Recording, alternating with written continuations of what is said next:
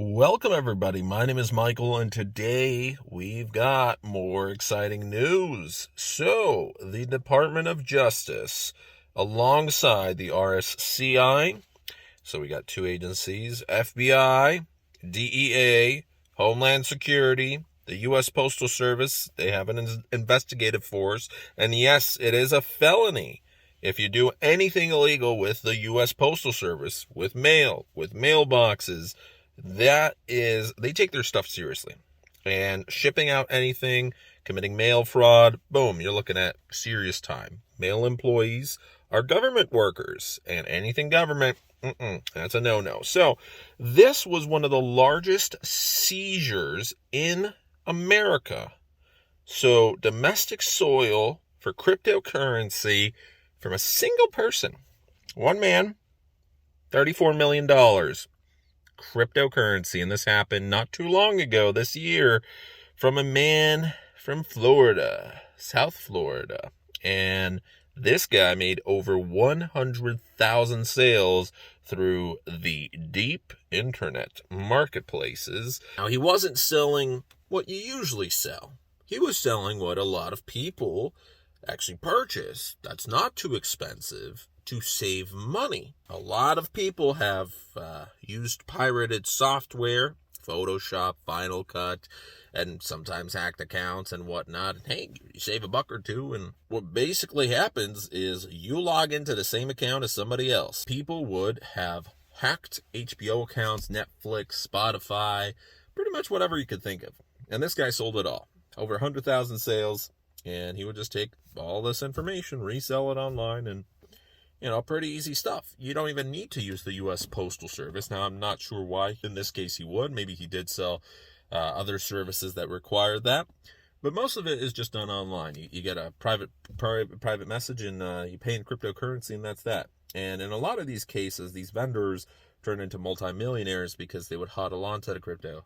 So maybe he made 100,000 sales, and each one profited him, a couple dollars, whatever it might be. There's fees for being a vendor and whatnot. But still, 1,000 sales, you make $4 off of each sale. That's 4,000. You make 10,000, 40,000, 100,000, $400,000. So maybe he made some other sales that maybe netted him more money. Maybe he made $1 million, maybe $2 million, maybe $3 million. But ultimately, it's probably the fact that he was on there for many years. It takes a long time to get 100,000 sales. It takes a lot of work too. So probably he made, a couple 100,000, million, couple million, who knows, but definitely not the full $34 million, because something's not adding up. Even 100,000 sales, even 200,000. That's a lot of money from selling pirated software and whatnot. So in this case, the most obvious answer is he held on to the cryptocurrency. Maybe he made some investments, and he had $34 million seized. Now, was it all from criminal activity? Who knows? We don't know. Maybe he invested in a startup and doubled his money. That could happen in cryptocurrency. It takes money to make money, and in most cases, these multimillionaires, all it takes is a couple of great investments in NFTs or DeFi nowadays, and you're able to double your money. Now, you could also very well easily lose your money, but these people who are vendors don't care, because unless you get caught, like this man did, in many cases, they're not in America. And the laws are different in other countries. And the punishments aren't as harsh.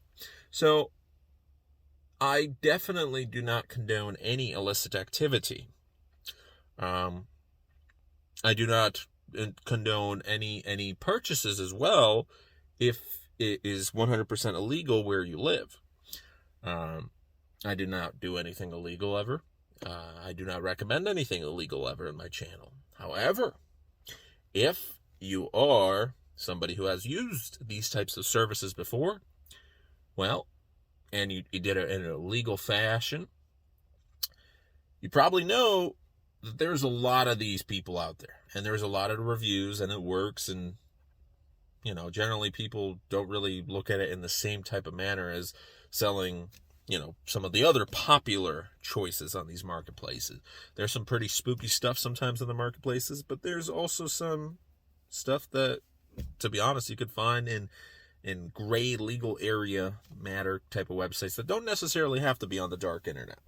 You can find them on forums on the ClearNet. But, specifically hacking forums and whatnot. And in certain cases, I mean, this guy's probably facing quite a long time, but some would argue in other countries that he shouldn't be facing a long time. Now, when we're talking about $34 million, that's a lot of money. But some would argue that not all of that is from criminal activity. It just depends on the perspective. Some would argue that he is a great investor.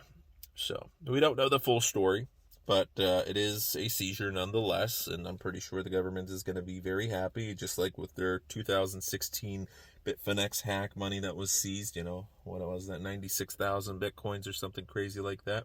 So, Florida man is probably behind bars. All his money has been seized. Maybe he has some saved away. Who knows? He's from Parkland, Florida. Another seizure from the Department of Justice was 2 individuals were arrested for an NFT rug pull scam that pulled in well over $1 million in cryptocurrency. And apart from that, the number one thing that the department's really happy about is the 94,636 Bitcoin from the Bitfinex hack from those 2 individuals, the couple that supposedly were behind it, but were laundering the money. We don't know if they're really the masterminds, but who knows? So, what can we learn from this video? Well, don't do anything illegal, first of all. Second of all, you should, always protect yourself. And especially, third of all, if you are participating in anything illegal, don't be silly about it. And that's about it. So, thanks so much for watching today's video. Hopefully you've enjoyed this, and if so, have a great rest of your day. Take care.